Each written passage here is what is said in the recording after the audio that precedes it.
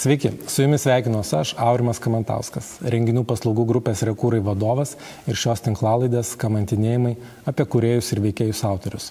Šiandien man didelė garbė pristatyti jums Vilniaus universiteto medicinos fakulteto mokslo ir inovacijų prodekaną, daktarą Karolį Ažukaitį, kuris beje yra jauniausias pasaulyje medicinos prodekanas. Apie tai man pavyko išsiaiškinti per mūsų pažintį, kuri prasidėjo būtent nuo šio Vilniaus universiteto medicinos mokslo centro atidarymo pradžios. Ir įspūdinga karjera, besiruošdamas šiam pokalbiui, perskaičiau daugybę atsiliepimų Pacientas LT puslapyje, net nežinau, ar pats Karolis tiek daug apie save žino, nes jis yra beje ir vaikų nefrologas. Taip kad laukia išties įdomus, turiningas pokalbis. Pradėkim. Ką mes, pacientai, galėtume pakeisti ar padaryti tokio, kad visiems mums būtų geriau? Ką galėtų padaryti geriau, tai jeigu taip reiktų labai asmeniškai sakyti, kiekvieną santykį naują su gydytoju neteiti su tuo iš ankstiniu nusiteikimu, kuris kartais viską sugadina nuo pat pradžių. Pavyzdžiui. Jie ateina su lūkesčiu, jų netenkina tai, kad tu jiems pasiūlai. Jie atėjo vaisto, o tu jiems pasiūlai, ką nors keisti gyvenime. Čia tai būna su šlapimo nelaikymu.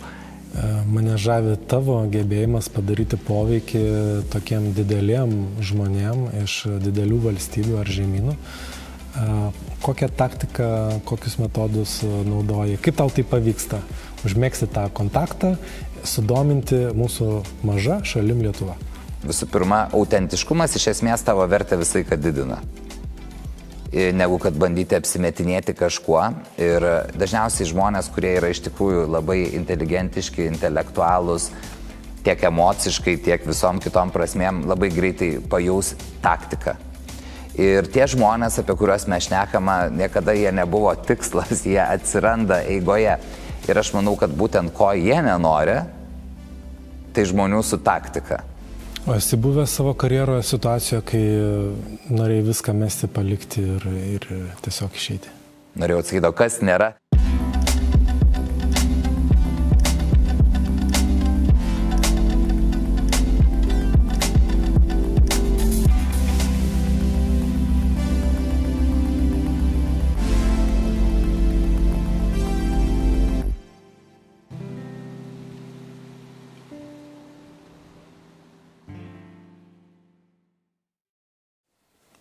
Labas, Aurimai. Labas, Karoli. Tai kaip tu šiandien gyveni ir kuom gyveni? Tiek daug pareigų. Esi beje ir Europos nefrologų asociacijos valdybos narys. Europos vaikų nefrologų draugijos, taip mūsų profesinės asociacijos. Daug pareigų, kuri tau iš jų pati svarbiausia arba reikšmingiausia karjeros prasme? Aš manau, kad turbūt kaip ir daugumai žmonių, kurie pasirinko medicinos kelią, ta artimiausia ir prasmingiausia visada bus gydytojo dalia arba to žmogaus, kuris gali būti kažkiek arčiau paciento. Dėl to turbūt ir tiek daug tų pareigybių. Labai sunku atsisakyti to darbo ir kelio, kurį kažkada pradėjai, nepaisant to, kad jisai ilgainiui aplimpa papildomais darbais ir įsipareigojimais. Bet iš ties labai esi jaunas ir jau tiek daug karjeros laipsnio prasme pasiekimų. Tai kuris tau karjeros tas žingsnis buvo lemtingiausias, svarbiausias, kuo labiausiai džiaugies? Aš manau, kad aš jo dar nepasiekiau ir tame yra ir įdomumas. O šnekant apie tą jaunystę, tai, žinai, kartais tekdavo man pasiskųsti kolegoms, kad tarytum dalyvaujant kažkokiuose tarptautinėse renginiuose jautiesi, kad esi traktuojamas, kaip šiek tiek iškrentantis iš vienokio ar kitokio konteksto dėl amžiaus, kad esi jaunas, man neretai jie sakydavo, nepergyvenk, greitai praeis. Tai šitą tikrai suvokiu. O dar norėjau pareflektuoti trumpai apie tą jauniausias pasaulyje, kadangi aš iš mokslo srities, tai turbūt tam reikėtų įrodymų. Bet kad vienas iš jaunesnių Lietuvoje ar platesnių mastų, tai taip, greičiausiai ne jauniausias. Portale Pacientas LT, kur yra klientų atsiliepimai apie gydytojus, tu turi net 100% įvertinimą, absoliučiai vien teigiami atsiliepimai. Ar tu tai žinai, ar tu juos skaitai? Aš prisipažinsiu, kad skaitau, dėl to, kad rūpi sužinoti apie tai, kaip sekasi dirbti. Turbūt yra nemažai kontroversijos apie tai, ką vis dėlto tie atsiliepimai parodo. Mano įsitikinimu, neretai jie parodo labiau santykį negu tavo veiklos kokybę kaip gydytojo. Bet turbūt viena iš tos kokybės sudedamųjų dalių ir yra santykis, tiesą sakant, labai svarbi. Tai yra tekę skaityti, gal senokai jau, tai nežinau, kuo ten pasipildė. Aš galiu paskaityti. Šis gydytojas yra tikras profesionalas, kuris rūpinasi savo pacientais ir pasiryžęs suteikti jiems geriausią priežiūrą. Esame labai dėkingi už jo darbą ir tikrai rekomenduojame jį visiems tėvams, ieškantiems patikimo specialisto savo vaikui. Kitas atsiliepimas. Gydytojas Karolis yra vienas kompetitingiausių ir rūpestingiausių sutiktų gydytojų. Tiksli diagnozė, parinktas gydymas ir aiškiai suprantamas bendravimas su tėvais. Dar vienas. Atsiliepimai patys geriausi, šilčiausi ir nuoširdžiausi. Tai ką reiškia būti vaikų gydytoju? Ar iš esmės tai daugiau darbas su vaikais ar su tėvais? Su šeima. Tai čia turbūt trumpas atsakymas. O ką reiškia būti vaikų gydytoju? Aš manau, kad buvimas vaikų gydytoju yra, turbūt visą laiką buvimas gydytoju nėra tik techninis darbas, bet aš tai buvimą vaikų gydytoju visai laikiau kaip privilegiją, kaip galimybę prisiliesti prie to augančio žmogaus gyvenimo ir bandyti, ypatingai kai mes šnekame apie vaikus, kurie serga lėtinėmis ligomis, kurios reikalauja ilgalaikės priežiūros, užtikrinti tą jo gyvenimo kokybę savo veiksmais. Tai reiškia, tu žiūri šiek tiek daugiau negu kad skirti vieną ar kitą vaistą, atlikti vieną ar kitą tyrimą, tu rūpinėsi, kaip vyksta jų gyvenimas, kas yra susijęs su vaiko sveikata. Bendraujant su vaiku, tu turi labai parinkti tinkamus žodžius, nepasakyti netinkamų pastabų ar komentarų, kurie jį priverstų netaip jaustis. Tas prisilietimas prie to labai gležno laikotarpio, trapaus, bet tuo pačiu labai svarbaus, kai vaikas absorbuoja iš aplinkos viską į save ir tai yra tos plytelės, pavadinkime, kurie jį stato. Aš manau, kad kiekvienas vaiko kontaktas, ypatingai jeigu jis yra atsikartojantis, sistemingas ir nuoseklus kažkokiu žmogumi, jisai iš esmės, kūrė iš dalies, prisideda prie to vaiko visos asmenybės vystimosi, tai aš tai priimu kaip labai didelę privilegiją visų pirma, visų antrą atsakomybę. Tai turbūt tokia būtų mano refleksija ir aišku, darbas su šeima yra neišvengiamas, nes vaiko gyvenimas yra priklausomas nuo šeimos gyvenimo, lygiai taip pat kaip šeimos priklausomas nuo vaiko. O kas yra sunkiausia ir jautriausia, apskritai, kiek jautrumo yra tame darbe? Jautrumo yra turbūt kiekviename darbe tiek, kiek tu pats jo atiduodi ir kur tu tame jautrumą labiausiai matai. Manęs žmonės klausia, ar tau negaila. Aš kartais atsakau, nėra gaila.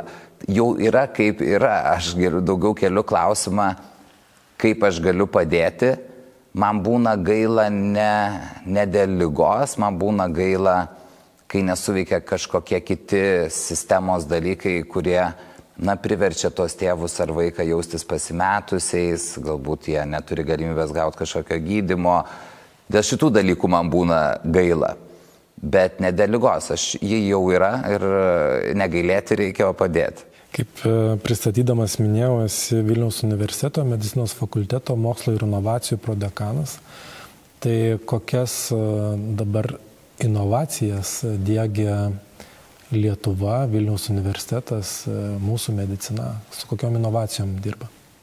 Aš manau, kad tų inovacijų turbūt yra ne viena. Tai vienas dalykas yra personalizuotos medicinos įdiegimas į praktiką, kai mes iš tikrųjų ypatingai vėžio srityje tai yra aktualu, kai mes iš principo naudodami įvairių vadinamų biožymenų rinkinius, tai reiškia vietoj to, kad tiesiog padarėme kompiuterinę tomografiją ir pamatėm, kad yra kažkoks navikas, mes atliekame papildomus kraujo žymenis, kažkokios tai tyriame molekulės ar ieškome jų biopsijoje tam, kad tam individualiam pacientui parinktumėm jam tinkamiausią gydymą. Ne tik tai dėl vienos ar kitos lokalizacijos vėžio. Dirbtinio intelektų sprendimų pritaikymas diagnostikoje ir, aišku, visos pažangios terapijos, kaip jos vadinamos, šnekant apie tai, kur Lietuva tikrai pirmauja Baltijos regione, taikydama ląstelių terapijas, vėžiui gydyti. Esame vieni iš pirmųjų Vilniaus universiteto ligoninės Santaros klinikos. Tai aš manau, kad mes nesame labai atitolę, yra tam tikrų sričių, bet tam tikrose vietose rodome bent jau regioninę lyderystę.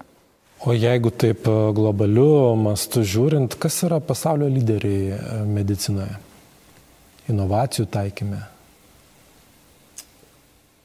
Turbūt, kad jeigu šnekant apie medicinos mokslą ir inovacijų kūrimą, aš sakyčiau, kad Jungtinės Amerikos valstijos ilgą laiką buvo lyderiai. Jeigu šnekame apie vaistų kūrimą, tai tikrai lyderystė ir vis dar, dabar jau nebeaišku, kiek laiko ten išbus, bet ji vis dar ten yra, jeigu taip jau globaliai žiūrint.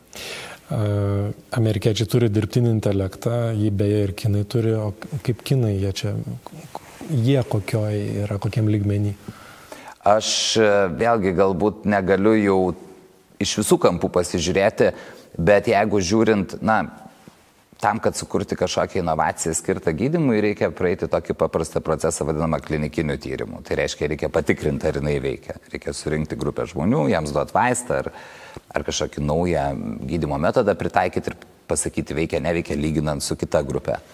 Tai klinikiniai tyrimai yra labai svarbus komponentas, tai klinikinių tyrimų skaičius Kinijoje auga ir jie tampa pagrindiniais Amerikos konkurentais ir tai yra susiję turbūt su tokiais labai pragmatiniais dalykais, greičiu, kaip greitai, logistika, tuo, kad nemažai vaistų kompanijų tenai persikelia ir tu iš principo gali vienoje šalyje labai greitai atlikti daug klinikinių tyrimų ir tikrinti tų.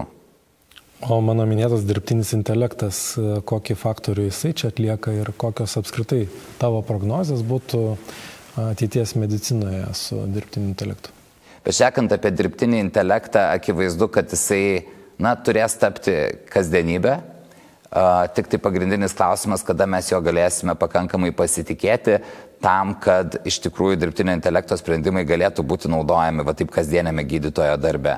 Jau dabar mačiau pavyzdžių, kaip ir Lietuvoje dirbtinio intelekto metodais galima gauti labai nuostabias santrumpas apie paciento istoriją ir kitus dalykus. Yra ir mūsų Lietuvoje sukurtų, Lietuvos mokslininkų ir gydytojų sukurtų startuolių, skirtų įvertinti be žmogaus praktiškai pagalbos įvairius radiologinius vaizdus, echoskopijas, plaučių rentgenogramas. Tai aš manau, kad tai bus naudojama, bet tai jokių būdų nepakeis gydytojų. Tai taps tik tai pagalbinė priemonė, priimant sprendimą, greitinant ir efektyvinant procesus.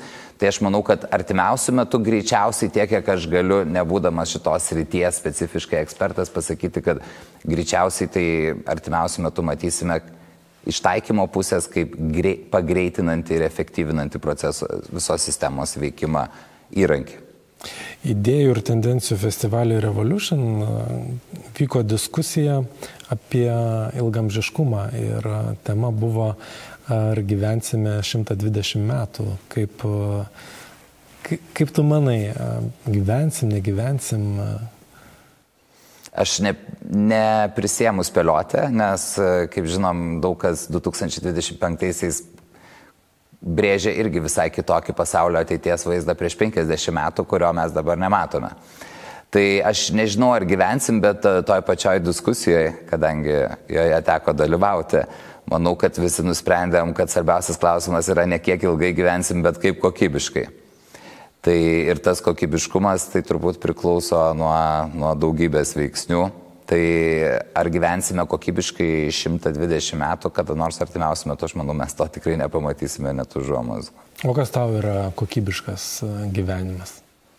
Aš manau, kad tai yra multidimensinis, neužtenka tik tai būti sveikam ta prasme, kad neturiu vienokios ar kitokios ligos, bet tai turbūt, kad gali pilnai save realizuoti tiek, kiek tuo metu tau vis dar turi poreikio save realizuoti.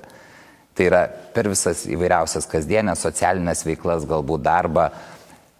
Ir aišku, greta yra tas sveikatos komponentas, kad turi gerai jaustis fiziškai, bet tai turbūt toks holistinis požiūris.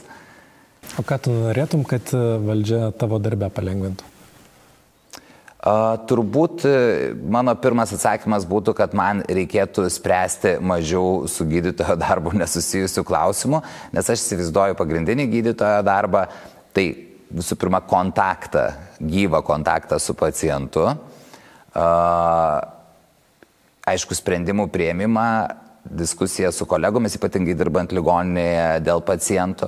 Na, tuomet neišvengiamai visur yra administracinė dalis, bet kad nereiktų spręsti įvairių organizacinių klausimų. Kada, kur, kam atvykti, spręsti tų klausimų, jeigu dėl aplinkybių kažkas yra neapmokama, nekompensuojama ir ieškoti, kaip reikia nueiti tuo keliu, kartais labai per aplinkui, kad pasiekti tašką, kuris atrodo yra už metro. Ir tas atima daug laiko. Jau nešnekant, aišku, apie įvairiausių formų, siuntimų ir kitokių dokumentų rašymą, bet turbūt tas, kad bent jau organizaciniai ir koordinaciniai dalykai nukristų nuo pečių, tai tikrai palengvintų. Man sudaro toks įspūdis, kad visuomenėje visos tos strėlės į netobulą sistemą kaip ir skrieja vien tik tais į sistemą, į gydytojus, į biurokratiją, bet visiškai nekalbama apie pačius pacientus. Kokia yra pačių pacientų elgsena? Ar jinai keičiasi, ar jinai prisideda prie tų pačių geresnių sąlygų ir efektyvumo didinimo? Arba ką mes pacientai galėtume pakeisti ar padaryti tokio, kad visiems mums būtų geriau? Čia toks nevienareikšmis klausimas, aišku, aš ateinantis esu iš pediatrijos srities, tai šiek tiek mūsų pacientų grupė skiriasi ir ypatingai dirbant tokioje labai siauroje srityje kaip mano, tai mano realybė turbūt skiriasi nuo tos realybės, kurią patiria šeimos gydytojai rajone ar dar kažkur tai. Šnekant apie pacientus, aš tiesą sakant neturėčiau tiek daug priekaištų.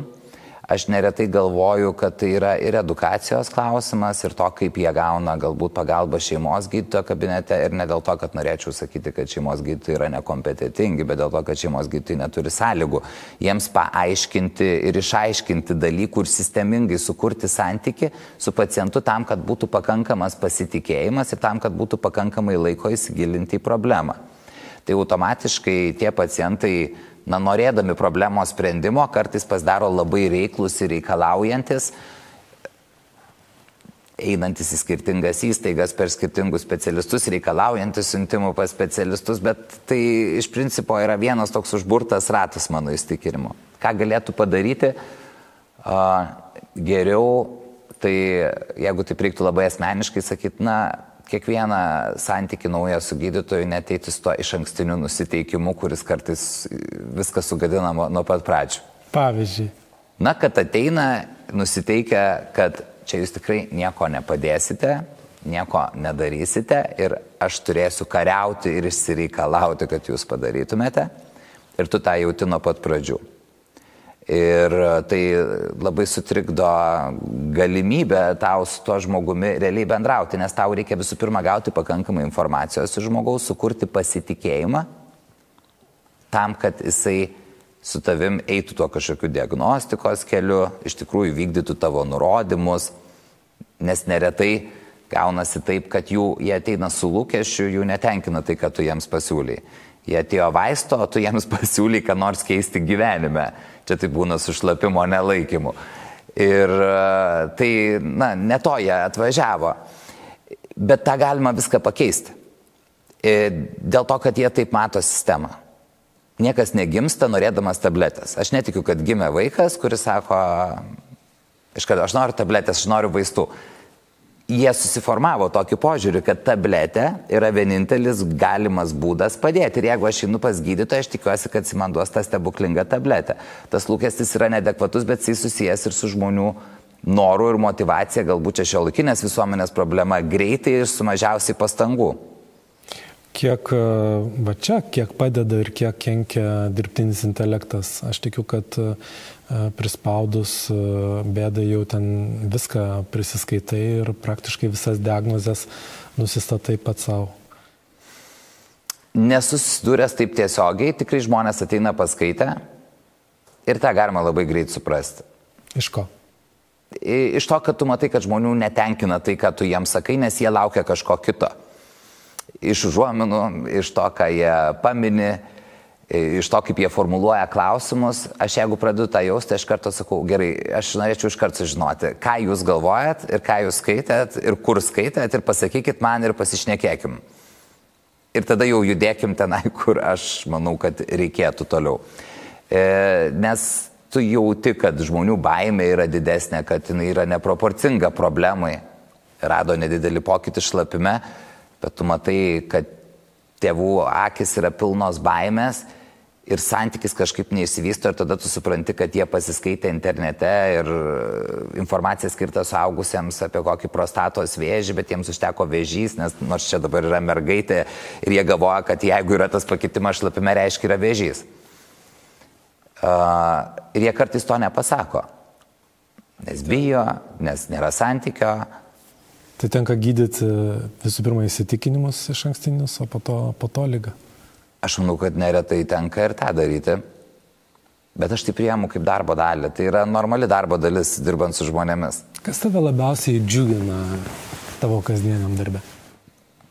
Vaikai, darbas su vaikais, nes jie linksmi. Niekada... Iš tikrųjų, taip sakyčiau, kad kokį 90% atveju man kabinete būna dirbant, aš dabar daugiausiai dirbu poliklinikoje, man būna tiesiog smagu žiūrėti į tų vaikų skirtingus charakterius, į tai, kaip jie pabendrauja, kaip jie tiesmukai, ką nors man pasako, kas galbūt ir netrodytų visai ką priimtina, bet tai yra tas vaikų žavesys. Tai turbūt mane labiausiai tas ir džiugina. Aš galiu pasakyti, kad tie pacientai, tie vaikai, kurie nuo kūdikystės serga labai sudėtingomis ligomis, dėl kurių reikia daug operacijų, gulėjimų ligoninėse, sudėtingų gydymų, mūsų atveju dializės, kurios taikomos nuo kelių mėnesių amžiaus, vėliau inkstų transplantacija. Jie būna iš dalies, nors galėtum galvoti, daugiau gulėjo ligoninėje, mažiau turėjo to socialinio kontakto su kitais vaikais, gal mažiau lankė ugdymo įstaigą, man atrodo, brandesni, atsparesni, kietesni tokie, jau gyvenimui tiesmukiškesni. Ir man tai iš dalies patinka, bet aš suvokiu, kad tai aišku atėjo iš pakankamai sudėtingų aplinkybių ir tai iš principo yra turbūt toks kaip apsauginis mechanizmas, kuris natūraliai pradeda jiems vystytis, bet tiesiog jis pradeda vystytis labai labai ankstyvame amžiuje. Galimai reikėjo čia anksčiau pasakyti, bet niekada nevėlu. Tiem, kas nežino, kas yra nefrologas, kokios tai lygos, kokiom lygom tu dirbi? Na, mūsų spektras yra labai platus, čia gal ir yra toksai įdomumas vaikų nefrologijos, kad mes dirbame nuo tokių, tai pavadinkime, labai aiškiai suprantamų dalykų, kaip pasikartojančios šlapimo organų infekcijos vaikams, kas yra didelė problema ir turime tokią labai didelę populiaciją nuo kūdikių, kurie ištisai serga sunkiomis šlapimo takų infekcijomis iki vyresnių vaikų, kuriems ištisai kartojasi pūslės uždegimai, kurie tikrai neprideda gyvenimo kokybės nei vaikui, nei šeimai. Iki tokių labai suprantamų dalykų kaip šlapimo nelaikymas, naktinis šlapimo nelaikymas, kuris gali iš pradžio atrodyti kaip labai banali problema, bet jeigu jis tęsiasi ilgai, jis turi labai didelės pasiekmes, aš sakyčiau, psichosocialinės pačiam vaikui ir natūraliai šeimai, destabilizuoti gali labai kartais ypatingai dinamiką. Ir tada jau prasideda įvairios kitos ligos, tai pagrindė įgimtos anomalijos, inkstų, šlapimo takų, dėl kurių ima blogėti inkstų funkcija, vystosi inkstų nepakankamumas, labai didelė, taip vadinkim, puokštė komplikacijų, ilgainiui, jeigu jau labai progresuojant reikalaujantis dializių. Ir įvairios retos ligos, kurios ne visai kaip būtų priskiriamos inkstams. susijusios su kalciu, kitokiais elektrolitais, mes tokie esame ir elektrolitų ir vandens gydytojai. Netgi tokios ligos, kai vaikai nesugeba sukoncentruoti šlapimo ir tada labai daug geria, mes šnekame apie 8 litrus per dieną dėl to, kad tiesiog vanduo, tai pavadinkim paprastai, neužsilaiko organizme. Tai irgi krenta po mūsų to spektru, bet tai jau yra retos būklės. Tai jau būtų daugiau ir turbūt čia visur neišvardinsiu. Bet dominuoja tai va tos tokios kasdieniškesnės, tai pavadinkime, bet jos tikrai veikiančios labai stipriai žmonių gyvenimo kokybę ir vaikų ir jų šeimų. Ir tada jau įgimtos inkstų lygos, dėl kurių vystosi inkstų nepakankamumas ir tada jau spektras labai retų skirtingų būklių, kurias mes tokioje šalyje kaip Lietuva turime visas išmanyti ir neturime privilegijos, taip kaip mano kolegos Londone, turėti kabinetą, kuriame konsultuoja pacientus sergančius 2 ligomis, nes jų yra tiek daug, jie atvažiuoja specifiškai į tą centrą ir jie visą dieną daro tik tai tų lygų konsultaciją. Tai vis tik turi svajonių modelį, kaip galėtų būti Lietuvoje. Tuoj prieisim prie to, bet dar norėjau paklausti, kokio tai masto problema nacionaliniu mastu, kiek tai yra lemia genetika, kiek gyvenimo būdas ir ar čia galime kažką tai pakeisti. Vaikų inkstų lygos konkrečiai šnekant, nes jos turi visai kitokias priežastis negu suaugusių inkstų lygos, kurios neretai būna susijusios su gyvenimo būdu, gretutinėmis lygomis, kurios ilgainiui paveikia inkstus. Tai nepasakyčiau, kad reikia džiaugtis turbūt, kad šiaip jau nėra labai didelė problema vaikų inkstų lygos Lietuvoje, jeigu mes šnekame apie tas sudėtingasias. Dėl to, kad kai kurių būklių mes net stebėmės, kad iš tikrųjų taip labai mes mažai matome ir tikrai ne dėl to, kad nediagnozuojame ir nesugebame diagnozuoti, nes ta diagnostika jų yra labai aiški, bet tiesiog turbūt pagal mūsų visą genetinį foną, jų nėra. Priešingai negu Turkijoje, kur yra labai didelė problema įgimtos inkstų lygos dėl kraujomaišos. Ir tie regionai, kurie turi didesnį kraujomaišos dažnį, turi tiesiog mases pacientų sergančių ypatingai retomis inkstų lygomis. Ir tik ką teko kalbėti su kolegomis, būtent iš Gaziantepo, ten jeigu neklystu yra prie Sirijos, prie sienos su Sirija, tai tas faktas, kai netgi tėvai žino, kad ir toliau bus ta pati genetinė patologija dėl to, kad yra kraujomaišiniai santykiai, jų niekaip neveikia. Dėl to, kad tikėjimas tuo, kokia yra tradicija, yra svarbesnis negu tų vaikų lygos. Tai turim džiaugtis. Šitoje vietoje galim pasidžiaugti. Daug keliauji po tarptautinės konferencijas, kongresus. Kaip vyksta gydytojų renginiai? Įvairiai. Turbūt visų pirma, taip labai edukaciškai. Bet yra tam tikra struktūra, kurios vis tiek visi stengiasi laikytis, turėti atidarimo šventę, turėti, seniau vadindavo galą vakarienėmis, dabar jau vadina tinklaveikos, networking vakarienėmis, pagrindė dėl to, kad yra, aiškiai rodoma, kad tai yra profesinis renginys, ne pramoginis renginys.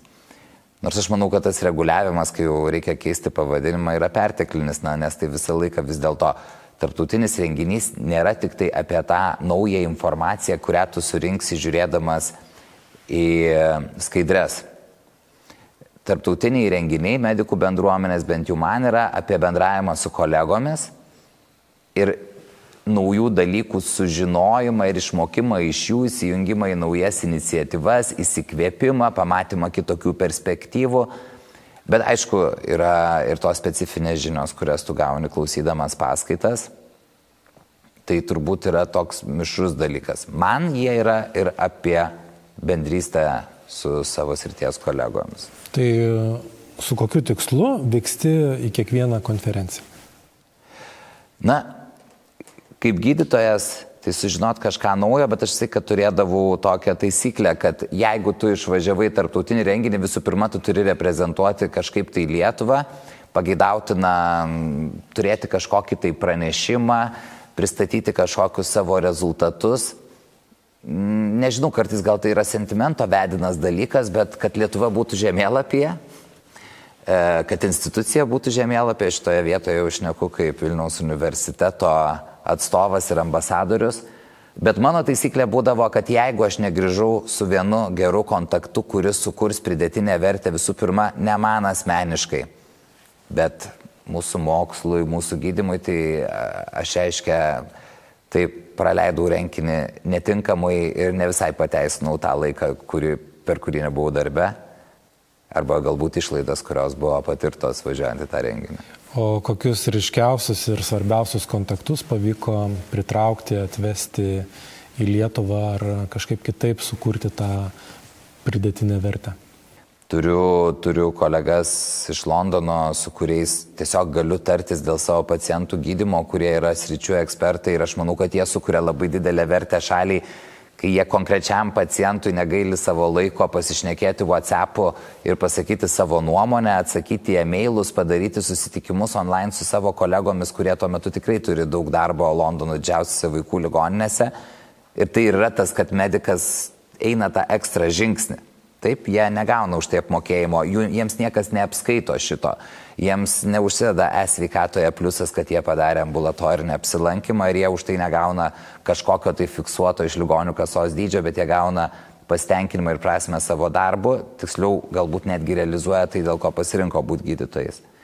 Bet yra ir tokių kontaktų turbūt, kurie yra platesni, kurie mano įsitikinimu prisidėjo ir prie to, kaip aš formavau savo požiūrį į mokslą, į sistemą, sveikatos priežiūros ar universiteto sistemą ir kurie lygiai taip pat skirdavo savo laiką atvykti už savo universiteto pinigus į Lietuvą ir padaryti čia pranešimus, kurie, manau, tikrai įkvėpė kai kuriuos žmonės ir privertė juos netgi karjeroje elgtis kitaip. Čia šneku apie vieną kolegą iš Australijos, kuris jau 2 kartus lankėsi Lietuvoje, nors turi tikrai labai įtemptą darbotvarkę. Jau nebedirba kaip gydytojas, bet yra vieno universiteto viceprezidentas, tokia žvaigždė savo srityje pasaulyje ir jis skiria tą laiką Lietuvai tam, kad padarytų poveikį. Tai aš manau, kad tai yra lygiai taip pat labai svarbus dalykas.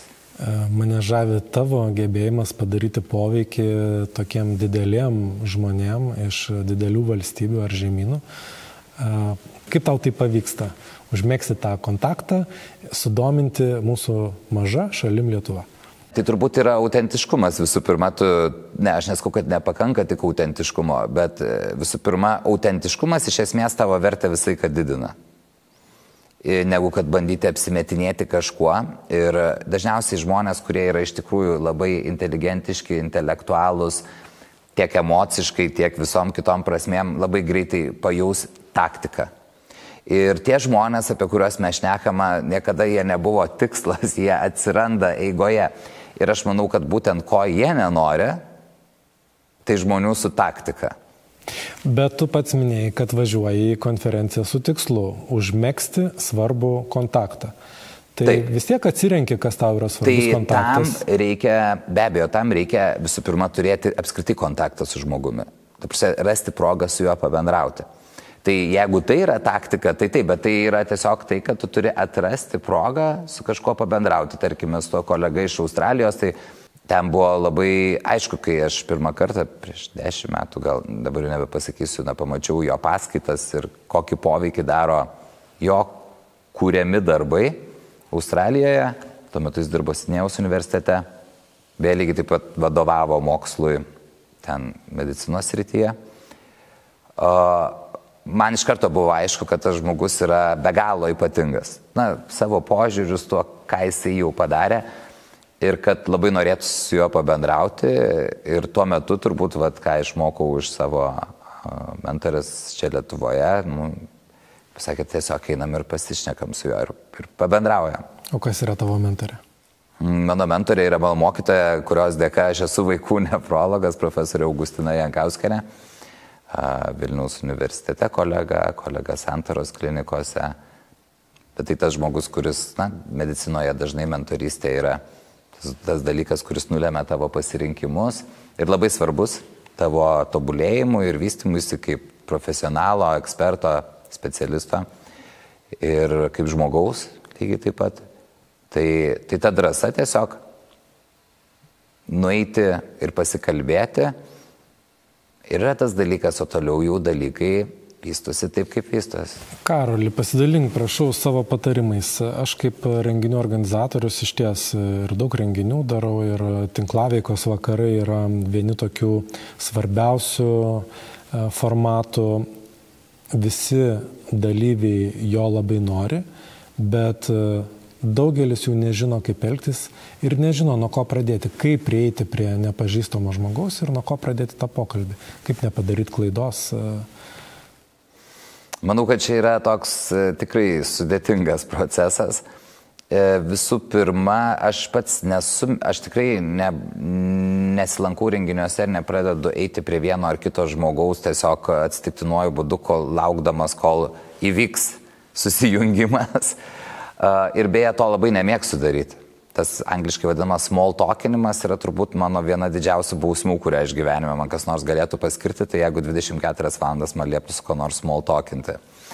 Tai šitoj vietoje, aš nežinau, aš turbūt labai remdavusi savo intuiciją ir jau bandydavau užmegzti tą santykį tik su tai žmonėms, su kuriais aš jaučiu, kad vertybiškai visų pirma aš esu toj pačioj linijoje. Na ir kurie be abejo mane žavė dar kažkokių papildomų profesionalumų ir kompetencija, nes aš buvau išaugintas su labai aiškia žinutė, kad tavo draugai ir tavo aplinka turi būti kažkuo geresnė už tave. Kažkuo. Bent kuriuo kampu. Tiek, kiek tave pažįstu, tu tikrai negaišti laiko ir labai greitai priemi sprendimus. Kas yra tie kertiniai tokie momentai, lakmuso popierėlis, kaip tu... Intuicijas taip suprantu, bet kartais reikia pasitikrinti tą intuiciją. Nuo ko tu pradedi ir kas tau yra pirmi signalai, kad ne, čia nebegaišiu laiko, einu prie kito. Iš tikrųjų, aš neturiu turbūt labai aiškaus atsakymo. Vėlgi, aš stebiu tą aš turbūt manau, kad turiu gebėjimą labai, kaip vadinama, perskaityti žmonės ir matyti tą žmogaus norą, santykį ir lygiai tą patį autentiškumą su manim bendraujant. Tai turbūt mano pirma raudona vėliava, kuri mane priverstų nusisukti nuo žmonių, būtų, jeigu aš jaučiu, kad žmogus apsimetinėja ir yra nenatūralus. Ir jeigu jis apsimetinėja ir yra nenatūralus dėl to, kad jis yra nedrąsus, santūrus, tai pasireiškia kitaip. Bet kai aš jaučiu, kad tikslingai bando manipuliuoti savo elgesiu, aš tą identifikuoju labai greitai, tą nenatūralumą ir neautentiškumą ir man tai turbūt yra ta raudona vėliava, nes netgi jeigu mane tas žmogus profesiškai ar visais kitais aspektais labai žavėtų, žinau, kad santykio su juo kurti, kuris turėtų bent kokią nors perspektyvą, aš negalėčiau ir nenorėčiau. Tai čia irgi labai svarbus komponentas. O small talkinti ar megzti tokių pažinčių, kad aš po to galėčiau tiesiog kažką tai socialiniuose tinkluose ar LinkedIn pasidrauginti, tiesą sakant, neturiu nei poreikio, nei noro, nei laiko. O šiaip esi aktyvus socialiniuose tinkluose? Ne. Nes? Nes turbūt, ką reiškia aktyvus? Kaip skaitytojas, stebėtojas, taip, labai tikslingai yra tam tikri žmonės, politikos, blogeriai vadinami, medicinos yra tokių lygiai, pavadinkime, blogerių, influencerių. Kas jie tokie? Kas tavo influenceriai? Kad man formuotų nuomonę, niekas. Bet aš paskaitau ir susipažįstu, kaip, apie ką žmonės kalba ir randu tenai kartais labai įdomios informacijos, bet jie neformuoja mano nuomonės. O niekad... Jie mane informuoja apie kažką, kad aš susiformuočiau savo nuomonę.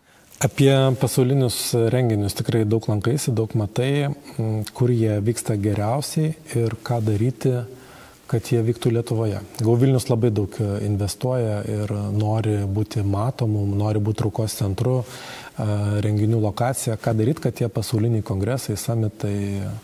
Daryti didelį kongresų centrą. Koks didelis jis turėtų būti? Na, jisai turi laisvai talpinti bent 1000 žmonių ir nebūti kažkur prie miesto. Kaip šiuo atveju yra. Dydis iš tikrųjų yra turbūt galimybė pasiūlyti modernų, gerą kongresų centrą, patogiai talpinantį. Tai yra turinti ir vieną labai didelę salę, kurioje galima sutalpinti labai daug žmonių plenariniam paskaitom ir pakankamai gerą modulinį kompleksą, kuris gali transformuotis į patrauklias erdves ir tai, kad tai nebūtų kažkur toli už miesto, aš manau, yra labai svarbus komponentai. Vėlgi labai priklauso, yra mūsų atveju didėjai pasaulio vaikų nefrologų kongresai, iš kurio grįžau prieš kelias savaitės ar jau mėnesį iš Pietų Afrikos. Tai jie natūraliai vyksta tam tikrose žemynuose, kad būtų ta kaita, kad žmonės ypatingai tose žemynuose, kur yra mažesnės pajamos, turėtų galimybę į juos atvykti, nes jiems tokie transatlantiniai skrydžiai yra per brangus. O Europoje aš stebėjau, kaip tie sprendimai yra priimami irgi dirbdamas Europos vaikų nefrologų draugijos valdyboje, bet irgi neseniai grįžau iš Florencijos susitikimo. Tai iš principo yra keli faktoriai. Kaina, aišku, saugumas, bet šitoje vietoje daugiau mažiau tas yra išsprendžiama. Kaina, tada pačios vietos patogumas ir jos lokacija ir dar darosi visai svarbu, kokia yra kaina ne tik tai renginio surengimo, bet ir kokia kaina bus žmonėms gyventi aplinkui viešbučiuose, bet aš manau, kad šitoje vietoje mes dar esame pakankamai konkurencingi lyginant. Ir aišku, visi nori gražaus miesto, čia tas yra, bet Vilnius yra gražus ir kai mes darėme Europos vaikų nefrologų draugijos kongresą Vilniuje, gavome tik geriausius atsiliepimus apie Vilnių ir akivaizdu, kad jie buvo autentiški. O kas Lietuvos to kongreso dalyvius labiausiai nustebino, džiugino, turiu omeny apie tos nacionalinius elementus? Aš manau, kad vienas dalykas yra keli komponentai. Aišku, turi būti gražus miestas, turi būti patogu.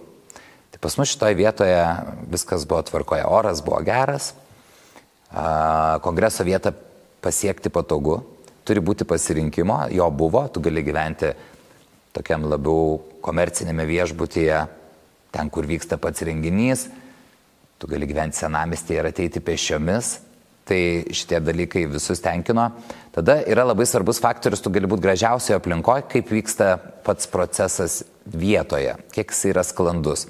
Tie klausimai yra paprasti, ar užteko maisto, ar buvo galima suspėti išgerti kavos per pertrauką, ar nesusidarė eilės, ar registracijoje nereikėjo laukti, ar nebuvo kažkokių keistų dalykų, kad tau duoda neveikiančius barkodus, tau neaišku, kur rasti sales, kai žmonės eina pristatinėti savo trumpuosius pranešimus, niekas nieko negirdi, patalpoje pritrūksta oro ir tada tu gali būti gražiausiame mieste, su gražiausia aplinka, su labiausiai lengvai prieinamais viešbučiais, žmonės bus sudirgę, nes vis dėlto jie atvažiavo ir į renginį ir tai šiaip ir buvo jų pirmasis tikslas.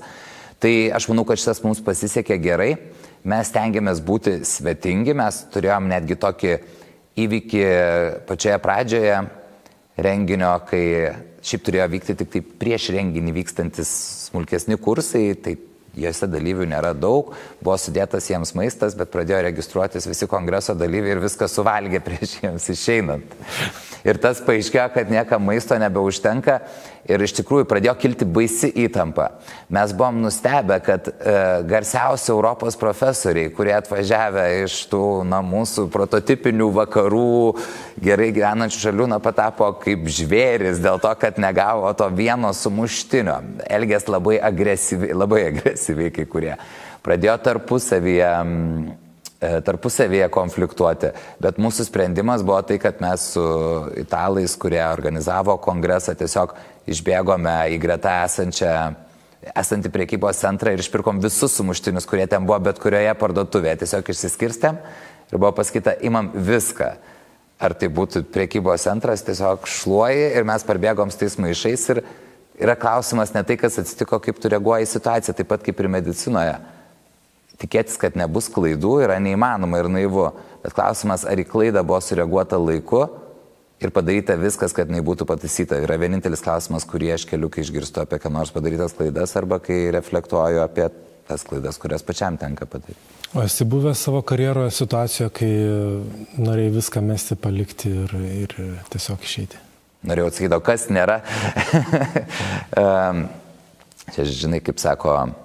Kiti sako, aš taip drąsiai jaučiuosi, ten prieš kokią pirmą paskaitą, galvoju, nebus gerai. Tai manau, kad tokios mintis yra normalios.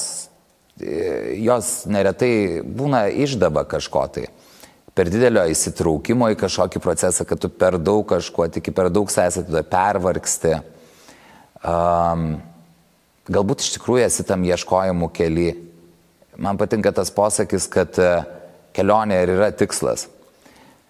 Aš bent jau juos stengiuosi vadovautis, aš neprisirišu prie nieko, ką darau, ir tai nereiškia, kad aš planuoju gyvenime nuolat keisti veiklas, bet aš suinvestuoju maksimaliai save tiek, kiek galiu į darbą, kurį dabar darau, bet tuo pačiu suprantu, kad kažkada aplinkybės gali pasikeisti ir man tai duoda šiek tiek tokios vidinės ramybės, kad pasaulis, tu nesi toks įkaitas pasaulyje kažko tai.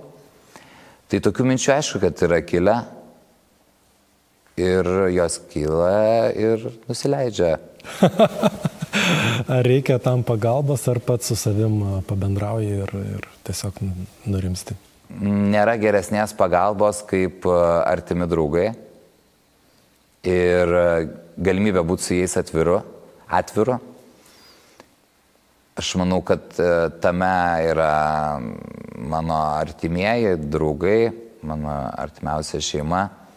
Tai yra vienas didžiausių džiaugsmų, ką aš turiu gyvenime, viena didžiausių privilegijų ir dovanų man, kurią aš esu gavęs, be kurios aš nieko nebūčiau padaręs, nes turbūt neretai būčiau įklimpęs į tuos pamąstymus, nusivylimus, pervargimus, kuriuose reikia kartais tikrai sprendimo ir ieškoti kažko naujo, nes kai tau kyla mintis, ką man viso to reikia, gal reikia nieko nebedaryti, kartais galbūt yra labiau klausimas, ką tiesiog pataisyti, kad taip negalvotum. Kur yra ta priežastis, kuri tave verčia nusivilt viskuo? Gal iš tikrųjų yra paprastas komponentas, kurį išėmus tu visai gerai jaustumėsi. Kaip šitoj visoje dinamikoje, kelionėse, renginiuose, universitete, poliklinikoje, mokslo centre, kaip dar randi laiko savo ir savo išskirtinio dizaino akiniams? Tai akiniams randu laiko neretai kelionėse. Nereikia tiek daug to laiko akiniams. Tiesiog sistemingai lankytis. Aš beje visiškai nesidomiu tendencijomis, visiškai nežiūriu, kas ką naujo daro, neieškau jokių įmonių, aš mėgstu gyvenime vėlgi tai pakankamai organiškai prie dalykų prieiti, tai aš jeigu esu bet kuriame mieste, mano visi draugai ir kolegos žino, kad aš užeisiu į optikas. Ir į tas optikas, kurios turi, aš nujaučiu, kad turi geresnių akinių, gali paklausti, kaip nujaučiu, nežinau.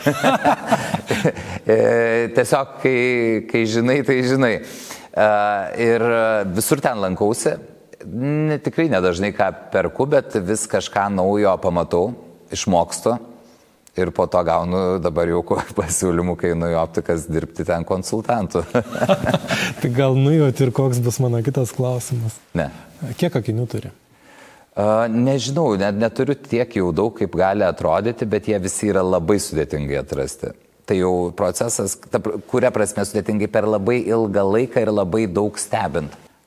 Dabar turiu, jeigu tais, kur visai nebenešioju ir jau net nesu ištraukęs 11-12 porų, bet jie visi yra, turi savo istoriją. Čia yra tavo kas aistra, fetišas, pomėgis, kaip tu tą vadini? Turbūt tai yra kažkoks, tai ilgainiui tampa pomėgiu. Aš niekada neplanavau ir aš turiu visą istoriją, kaip aš pradėjau domėtis tais sakiniais, tai tiesiog man tekdavo, dirbant vieno didelio tarptautinio tyrimo koordinatoriumi, daug keliauti ir važiuoti į Lyoną, į Prancūziją. Prancūzai gamina labai įdomius akinius, labai spalvotus ir gyvendavau pas vieną gydytoją namie garaže, nes ekonomiškiau. Ir atvažiuodavau ten kelias savaitės daryti tyrimų to centro prancūzų vaikams. Ir jis nešiodavo tokius geltonus, ryškiai geltonus, su dar tokiu žaliu centru akinius. Ir pirmą kartą, kai pamačiau, man tas išsiskyrimas ir išskirtinumas jų mane pribloškė ir aš paklausiu, kur tu juos perki, ten beje visą šeimą tokius turėjo akinius, skaitant jo žmoną ir vaikus. Ir jis mane nuvedė tada į jų pagrindinę parduotuvę, kur yra tas vadinamas headquarter, flagship, Annette Valentin tokia firma, ir aš nusipirkau ten pirmus tuos jau tokius išskirtinesnius akinius. Ir turbūt man tai yra dalykas, kurį tu kiekvieną dieną dėdies ant veido, man atrodo, kad jį reikia labai stipriai gerbti ir tai iš dalies atspindi ir tave patį kaip žmogų. Tai čia lygiai tas pats kaip kažkokius rūbus pirkti, ar tai yra fetišas, ar tai yra aistra, aš nemanau. Tai tiesiog man yra svarbu, kaip aš atrodau ir toliau jau tas pokytis tų akinių stilių vyko eigoje, kuo tu daugiau jų matai, kuo daugiau skirtingų dediesi, tu ieškai kažko naujo. Aš visai ieškau kažko inovatyvaus ir kitokio.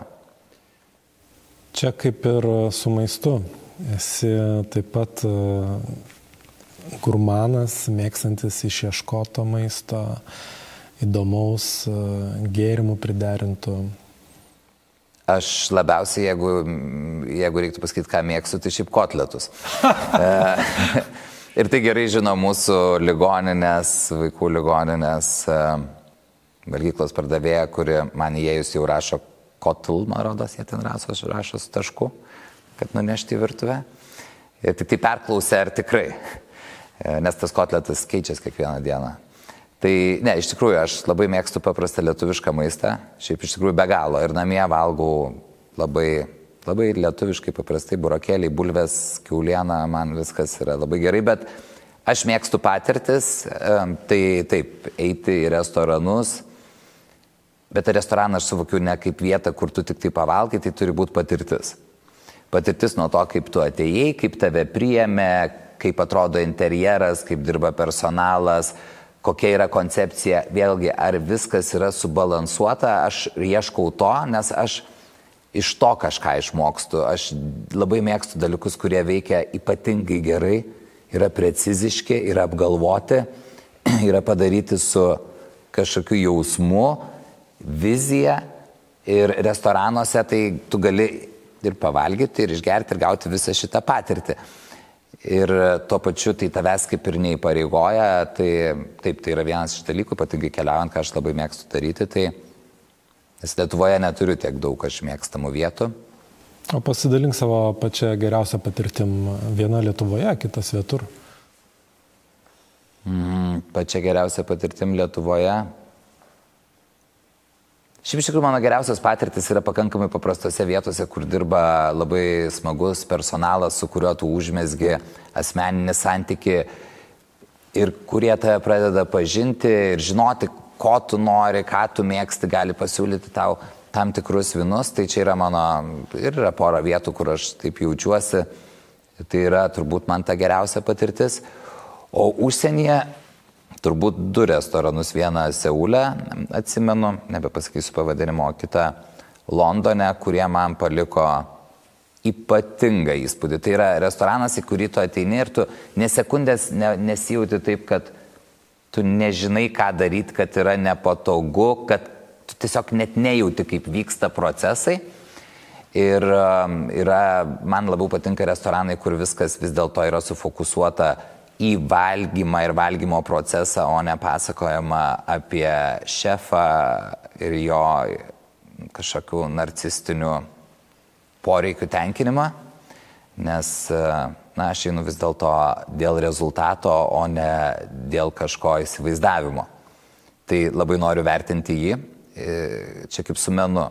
Jeigu reikia labai stipriai aiškinti, kodėl jis yra geras meno kūrinys, gal kažkas negerai. Tai abu 2 tos vietos buvo Michelin žvaigždės turintis restoranai, kurių beje irgi yra labai nekokių, bet ten ta kombinacija ir ta aistra kiekvieno darbuotojo tam, ką jie daro, jeigu jisai yra someljė, jeigu jisai yra tas, kuris tau siūlo desertus ir kavą, nes ten šnekama apie tai, kad yra kavos meniu, yra sūrių someljė, kažkoks specifinis dar yra pavadinimas. Lietuvoje yra jau ir vandens someljė. Tai aš nebejoju, bet aš neku turbūt dabar labiau apie tos dalykus, kur someljė geriau gali save realizuoti, jeigu taip galima pavadinti. Kaip atsipalaiduoji? Kaip suderini savo asmeninį gyvenimą su tokiu intensyviu darbu? Turbūt geras atsakymas būtų suderinimo būdu, bet tiesiog mano geriausias atsipalaidavimas šiaip yra susitikti su draugais, kurių nemažai kas irgi yra ne medikai. Tai man labai padeda, nes tada aš atsipalaiduoju, nes nešneku apie darbą ir kai kurie iš jų yra ne mokslininkai, tai jeigu aš jiems pasakau, kad išspausdinau publikaciją žurnale, tai iš pradžių sulaukdavau, matydavau tokių žvilgsnių, kad labiau kokiam čia žurnale ir kur jie galima nusipirkti. Tai iš tikrųjų man nereikia jiems įrodinėti, kažko pasakoti apie tuos savo pasiekimus. Jie žino, kad tai, ką aš darau, stengiuosi daryti gerai ir kad tam suinvestuoju labai daug laiko, bet mes praleidžiame laiką kartu kalbėdami atvirai apie gyvenimą, darydami tai, kas visiems patinka, eidami į restoranus, keliaudami, tai man dar labai svarbu kelionės. Aš reguliariai turiu išvažiuoti ir gauti ne tik tai tą kelionės patirtį, kad pamatyti gamtą ar dar kažką tai, bet išvažiuoti į tokias vietas, kurios mane stimuliuotų ir mane praturtintų, tai yra į kitas institucijas, į tarptautinius renginius, į kitus universitetus ar ligoninės, pažinti žmonės, jų kultūrą, pamatyti, kaip dalykai gali būti daromi kitaip, idealiu atveju, kaip jie gali būti daromi geriau. Kai geriau susipažįsti, tada supranti, kad kaip danguje, taip ir ant žemės, nėra jau niekur jokio rojaus, tai irgi labai padeda atgal sugrįžti. Bet tas dinamiškumas tave patį padaro tokiu lankstesniu, tu lengviau adaptuojasi, tu mažiau įsisuki į tą kasdienybės ratą, kur, įsivaizduoji, kad pasaulis turi tik tam tikrą santvarką, kurią čia aplinkui matai tokiam vakume ir šansas iš to išeiti yra labai mažas, tai žmonės nusivilia, jaučiasi, kad jie neturi pasirinkimo, iš tikrųjų pasirinkimų yra labai daug ir vien žinojimas, kad tu jų daugiau turi, labai palengvina būti. Jeigu turėtum galimybę sutikti dabar mažą Karolį Žukaitį, ką jam patartum? Nieko turbūt.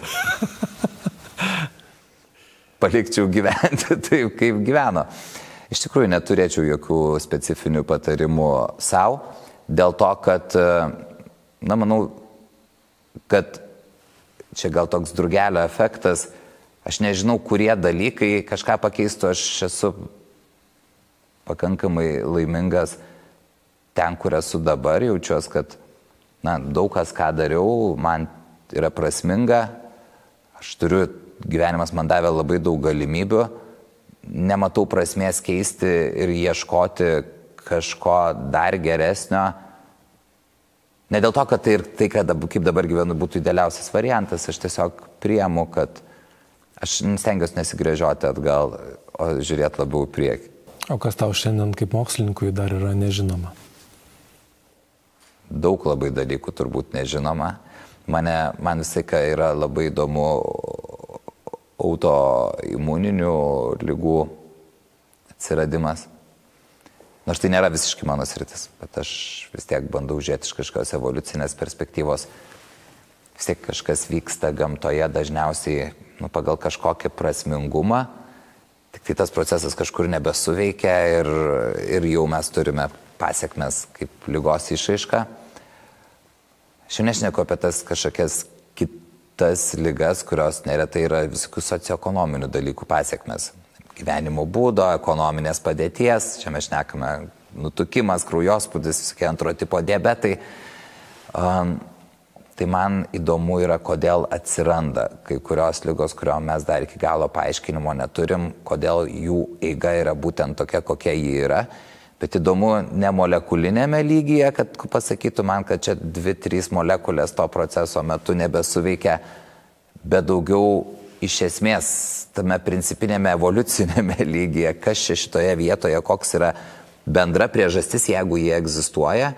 Kodėl šita lygų grupė, kaip, pavyzdžiui, autoimuninės lygos išsivysto ir aš suprantu, kad pagal visas teorijas jos turi skirtingas priežastis, bet aš vis keliu tos klausimus, ar yra kokia nors, tokia iš evoliucinės perspektyvos žiūrint bendresnė. O šiaip tai tų įdomumų yra daug. Čia yra tokie, gal, kaip sakyti, labai dideli neaiškumai, bet kas jau darosi vėliau įdomu, tai kad tas mokslas būtų tinkamai taikomas, nes jau tiek yra pridaryta visokio mokslo, bet dėja jisai nėra kol kas efektyviai perkeltas į tai, kad tikrai nuo jo visiems būtų geriau ligoniams. Tai kaip galima tą procesą suaktyvinti ir suefektyvinti, kaip galima daugiau mokslinių tyrimų nukreipti būtent kuo greičiau į tą vertės sukūrimą, kad jie, kaip tu minėjai, šitas centras kada jis pradės duoti tam žmogui, kada lietuvis pajaus, kad šitas centras čia yra. Tai dabar man įdomus tokie dalykai. Ką norėtum taip palikti po savęs? Na, padaryti tai, kad sakytum, štai aš padariau, dabar galiu eiti kitą dalyką. Aš vienintelis dalykas galvoju, kad tai yra toks nesustojantis procesas, tai manau, kad didžiausia vertė, kurią gali palikti, tai yra žmonės, kuriems sukūrei galimybių, kuriems padėjai kažkurioje vietoje jo gyvenimo kelyje, jiems tęsti darbus ir kažką padaryti dar geriau. Tai jeigu dėl kažko, ką aš darau, atsiras kitų jaunų mokslininkų, labai puikių mokslininkų, puikių gydytojų, tai aš manau yra didžiausias palikimas, nes jie tai galės perduoti kitiems, nes tu eidamas su jais tuo keliu, aš manau, perduoti ir kažkokias vertybės ir kultūrą. Ir tada tas efektas yra vienas dalykas nesustojantis ir labai platus. Tai čia yra turbūt daugiausia, ką aš galėčiau palikti, tai tikiuosi, kad po manęs liks žmonės, prie kurių buvimo puikiais lyderiais, puikiais gydytojais ir puikiais mokslininkais aš galėčiau pasakyti, kad buvau tikrai prisidėjęs. Ar nūdienos studentai yra pakankamai motyvuoti? Aš manau, kad jie yra šiek tiek kitokie, negu aš atsimenu net ir savo studijų metus. Jie yra motyvuoti, bet motyvuoti kitokiais dalykais, kartais labiau pragmatiškais, labiau nukreiptais į finansus, į paprastumą, tai tokie dalykai juos labiau motyvuoja dabar, nes tai yra irgi juos motyvuojantis dalykai. Ar tave tai optimistiškai gerai nuteikia, ar... Aš visokių turėjau minčių, aš kartais galvodavau, kad gal kažkaip tai išsiplauna ta medicinos esmė, kur viskas tarytum centre pašaukimas, idėja. Iš kitos pusės aš turbūt realistiškai suprantu, kad reikia priimti, kad dabar keičiasi aplinkybės, keičiasi tos kartos, jos turi šiek tiek kitas vizijas ir motivacijas, bet tai nereiškia, kad aš visiškai turiu pasikeisti. Aš juos turiu suprasti, bet neprarasti tų savo vertybių. Tai būna visaip. Buvo gal kažkokių ir kolegos patirdavo, ir labiau demotyvuojančių lygtis patirčių, bet iš kitos pusės galiu sakyti, kad yra ir be galo motyvuojančių. Tai tiesiog skirtinga dabar ten ta studentų bendruomenė. Tai ar nutikė optimistiškai? Aš tengiuosi žiūrėti optimistiškai ir aš manau, kad visiems tas balansas atsiras. Dabar yra tos labai pragmatiškos kartos, kur visi čia skundžiasi, kad dar nespėjo įsidarbinti, prašo didžiausio atlyginimo ir paaukštinimo. Yra taip, kaip yra, bet viskas turbūt eina kažkokiais ciklais ir šiek tiek stabilizuos. O kaip su to mobbingu? Čia yra didelė problema, ar čia išpūstas burbulas? Aš manau, kad mobbingas... kai jisai yra, tai visada yra didelė problema. Ar jisai buvo problema į sveikatos priežiūros įstaigose, tai be abejo. Čia nėra kas slėpti, yra jau pridaryta pakankamai laidų ir ne man pasakoti, nes tai nėra kažkokia mano tematika, kad aš ją įrodymais pagristai šnekėčiau. Tai yra labai didelė problema, bet turbūt dabar sakyčiau, kad yra imasi labai daug veiksmų. Vienas dalykas dėl to, kad įstaigos šiek tiek turi kovoti, ypatingai valstybinės, dėl darbuotojų. Tai natūraliai, mobbingo prevencijos nebuvimas ar netgi jo skatinimas, nėra visai turbūt ta taktika, kuri leistų tapti konkurencingesniais, prisitraukiant jaunus specialistus. Bet aš negaliu iš tikrųjų šnekėti, reikia pripažinti, aš gyvenu šiek tiek burbulę, nes aš dirbu tam tikro pobūdžio ligoninėje ir įstaigoje ir labai savo siauroje srityje aš galiu visko nematyti. Aš tikiu, kad to mobbingo dar tikrai pasitaiko. Gal netgi dažniau, negu man norisi čia dabar galvoti, kad yra. Bet aš manau, kad daug imtasi iniciatyvų, kad jo mažėtų ir kad perspektyva tai kaip ir teigiama. O kaip tu galėtum apibūdinti Lietuvos mokslininkų bendruomenę? Kokia jinai yra? Čia labai turbūt sudėtinga paimti ir pavadinti visus mokslininkus, sudėti vieną krūvą ir pasakyti, kad jie visi tokie yra. Aš ateinu iš daugiau gydytojų mokslininkų bendruomenės, kas yra šiaip visiškai net Ispanijoje pripažinta kaip atskira mokslininkų kategorija, kurie gyvena visai kitokį gyvenimą. Mokslininkų bendruomenė, aš sakyčiau, ji dabar yra pasidariusi pakankamai, gerai subalansuota pagal amžių. Tikrai jauni žmonės dabar gauna daug galimybių daryti akademinės karjeras ir tai yra labai geras dalykas. Aš manau, kad mes esame vis dar pakankamai ambicingi, bent tose sritise, kurias aš matau. Aš daugiau susiduriu su gyvybės mokslais, medicina, gal kažkiek technologiniais mokslais. Aš matau tą ambicingumą. Tai labai gerai, kad jis yra neprarastas, tą norą vis dar būti geriausiais, įrodyti ir uždėtą Lietuvą tinkamai ant žemėlapio. Tai mes esame ambicingi, mes esame daug dirbantis.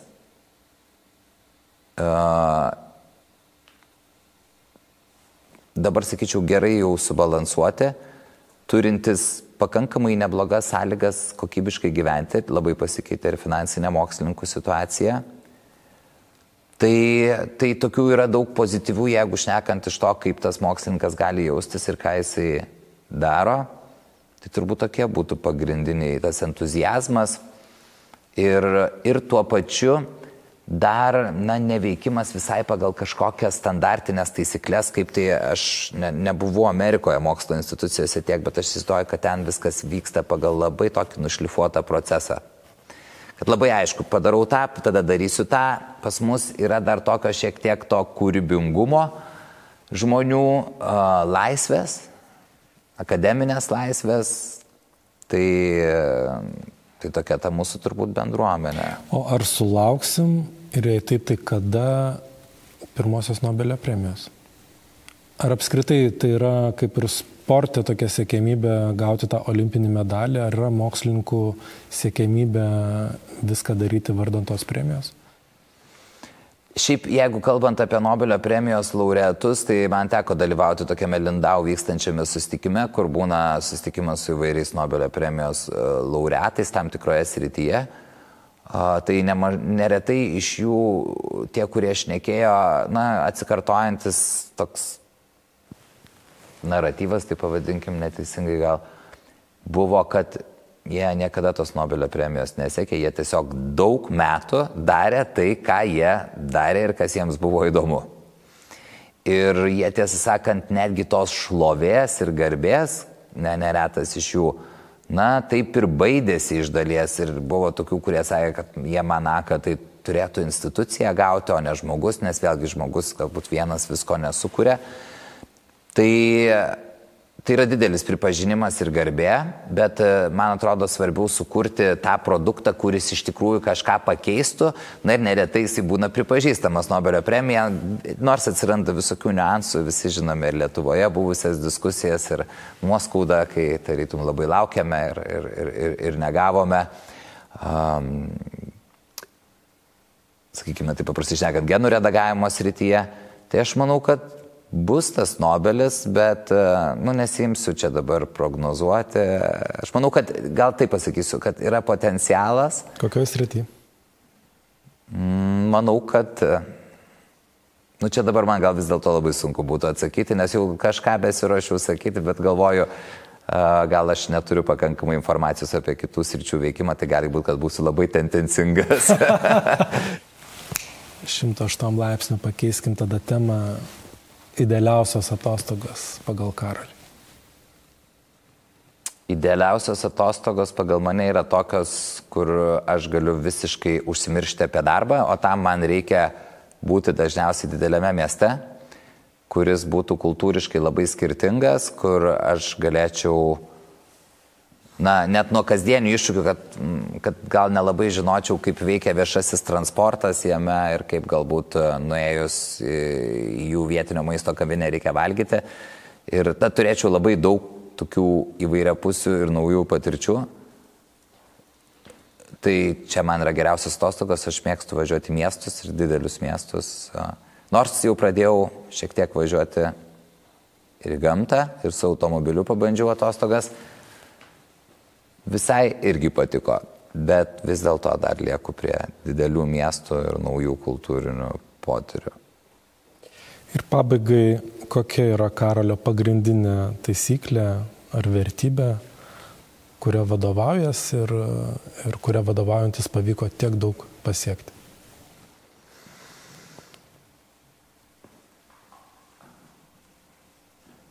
Čia kaip ir du klausimai tokie gaunasi, bet turbūt pagrindinė tai kaip įmanoma būti ištikimesniam savo ir savo vertybėms, būti nuosekliam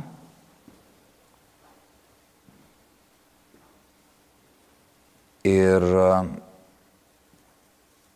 man turbūt pagrindinis dalykas gyvenime buvo, kad labai stipriai nepamesti ir nenusisukti nuo savo vertybių. Ir angliškai toksai posakis practice what you preach. Tai ir elgtis visą laiką taip, kaip tu tiki ir nori ir tikėsi iš pasaulio, kad kiti žmonės elgtųsi, nes tada ir diskutuojant su jais apie kažkokius reikalavimus, kuriuos tu keli. Ar pacientui būti atviram, ar pacientui padaryti kažką, ko jie galbūt nenori daryti, tu elgdamasis pats visą laiką kažkokiu modeliu turi, man atrodo, tada ir teisę iš kitų žmonių to prašyti ir tai tampa tokia tarytum sutartimi. Nežinau, jeigu gerai išsireiškiu. Ką sako tavo intuicija? Ar tavo mama žiūrės šitą mūsų pokalbį? Čia nereikia intuicijos. Ką norėtum jai pasakyti? Aš manau, jinai viską žino, mes turime susitarimą, kad mes vienas kito negiriam prie kitų žmonių. Tai mamoms svarbu, ir kad tai reikia, pavyksta. Kad girtų kiti, o ne pats save ar savo artimai. Čia dar viena taisyklė, tai galiu jai padėkoti, nežinau, kur reikia žiūrėti, galiu tik padėkoti už visas tas taisyklės, kurių išmokė ir vertybės, kurias perdavė. Tai yra svarbiausia. Aš dėkoju tavo mamai už puikiai išauklėtą, labai įdomų žmogų, labai esu laimingas ir dėkingas likimui, kad mūsų vedė, už tuos gražius ir prasmingus renginius, kur padarėm ir tikiuosi dar padarysim. Jeigu jums patiko šis pokalbis, paspauskite like, pasidalinkite, rekomenduokite, o jei norite nepraleisti ir kito pokalbio, prenumeruokite kamantinėjimus. Ačiū, kad žiūrėjot, ačiū tau, Karoli.